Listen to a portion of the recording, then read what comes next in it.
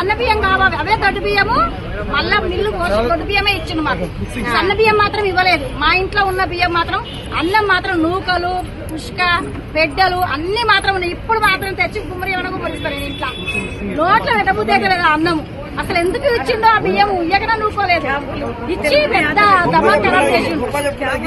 సన్న బియ్యం అన్నాడు. ఎందుకు ఇచ్చిండు? ఎవరు ఏమన్నారు సన్న బియ్యము? అప్పుడు కొబ్బరి బియ్యం అన్న రుచిగా ఉన్నాయి. ఈ సన్న బియ్యము పోస్తే రోడ్డు మీద కూడా తింటట్లేదు కోళ్ళు. అన్ని రాళ్ళు ఉన్నాయి మా దాంట్లో. మరి మా ఒక్క సంచారా మాకు ఒక్కరిగా ఇచ్చిందా? లోకమంతానేమో నెట్లలో పెట్టిరు, పేపర్లలో పెట్టుకుంటారు. సన్న బియ్యం ఇచ్చిండు. సన్న బియ్యం మా వరకైతే సన్న బియ్యం రాలేదు. అంత మిక్స్ మొత్తం. దొడ్డు బియ్యము ఇట్లా బంక ఇట్లా లావులావుగా ఇట్లా వెళ్తున్నాయి. అత్తుకొని బియ్యం ఒక్కొక్కటి సగం నూకలు కాదు, వెళ్తున్నాయి బియ్యము. జల్లడిస్తే బియ్యానికి బియ్యం అత్తుకొని ఉంటాయి కదా. ఇప్పుడు దొడ్డు బియ్యం అత్తుకొని గిందీలో పోస్తాడు. ఒకప్పుడు పోసేది గిందీలో.